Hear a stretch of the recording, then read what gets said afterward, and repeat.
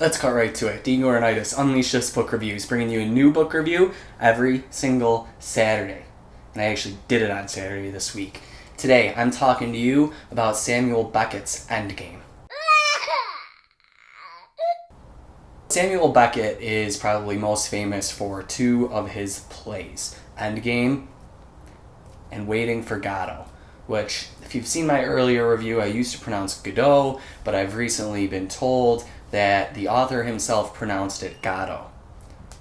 Either one of these sort of both go at the same topics, you could sway.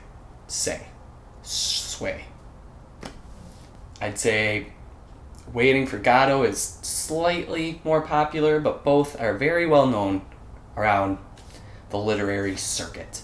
I was introduced to Waiting for Godot in high school, my senior year of high school, and it was above my head. I just didn't get it yet. I was being introduced to something that I hadn't been introduced to before.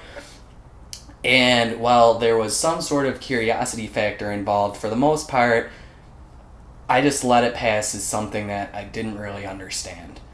Then I went to college. In my junior year of college, I was introduced to Endgame. And once again, I didn't really grasp it completely, but I got it more than what I did with Godot back in high school.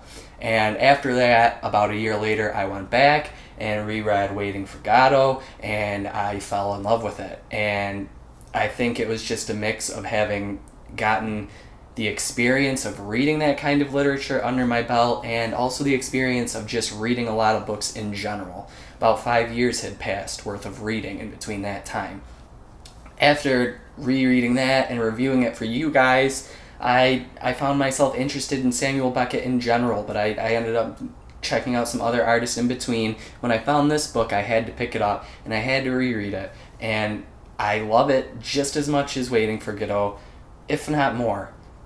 It's one of those books that once you can get it, and for me, it wasn't until I was almost 24 years old. For you, you might be able to get it when you're 18, or maybe things just won't really click with you until you're in your 30s. Maybe it'll never click with you, but for me, in my time, in my life, the situation I'm in, the things that I think about when I'm falling asleep at night, that's what this play revolves around, and it finally hit me and I finally understood it. And basically, the story revolves around two characters, although there's four altogether. Clove, I believe his name is, and Ham. Those are the two main characters. And the one sits in the middle of a room, and he's blind, and he can't move. He's stuck in sort of like a wheelchair. The other is like his servant, who apparently can't sit down.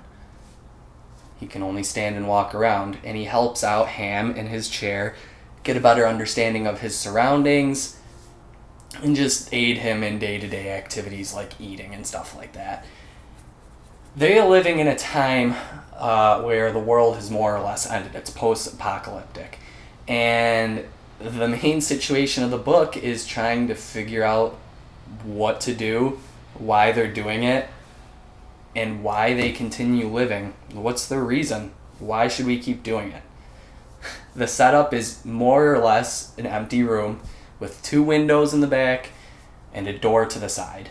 Every now and then, Clove leaves and goes to that door by himself and leaves Ham by himself in the room. Now, I should also add that there's two other characters that sit in garbage cans towards the side of the stage, and those are supposed to be Ham's parents, and they play minor roles showing up here or there when Ham decides to tell his stories.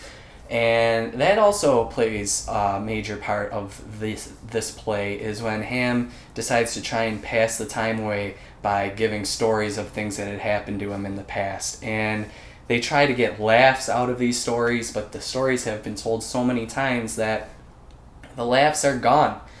There's nothing left to really experience anymore. So they go back in the past trying to relive experiences, but since they've done that for so long, the life of those experiences have also disappeared. So now they have almost a lifeless existence in this room, where when they peer outside, everything is dead. The water no longer moves. The ground is dead. They peer for life, but they never see it. And inside the room is more or less dead too. They exist, but why? And nothing really happens. Now, it's very easy for situations like this, stories about the meaning of life and why are we here, to get sidetracked and become full of themselves and become ways for the author to give his ideas on what life's about, and sometimes just get overly dramatic and kind of drown in the self-sorrows of miserable existence. And this play doesn't do that, and I think that's why it hits me so much, is Beckett, he really maneuvers himself well around these concepts of existentialism, if you want to use big words like that, or just the meaning of existence. There's points in here that really make you laugh, and when you read it word for word, they're not really set up like jokes, so to say. Sometimes they're like puns almost, but they're not. It doesn't seem like it's really set up that way. It's more a casual read that kicks the humor into you when you kind of. It's like the funny side of a lack of meaning of existence, rather than getting sucked up into the I think I want to kill myself because life has no meaning. It's almost the joke, the humor that's found in living without a purpose. And Beckett nailed it, and there's a reason why Godot and Endgame are so famous, and that's because he's one of the best at getting to the point of meaninglessness. If you're at that point in your life now where sometimes you sit around and you're wondering, what am I going after? Why am I going after it? And am I happy doing it? I think this is the guy you got to go to. If you want to get getting into that thick, heavy thought, it's the trains going by, they go by all the time. But if you're going into that thick, heavy thought, and maybe you want to look for something that isn't as scarring or will keep you up at night as, say, maybe Nietzsche, this is your guy. Check him out. I think you're going to like it. I really like it.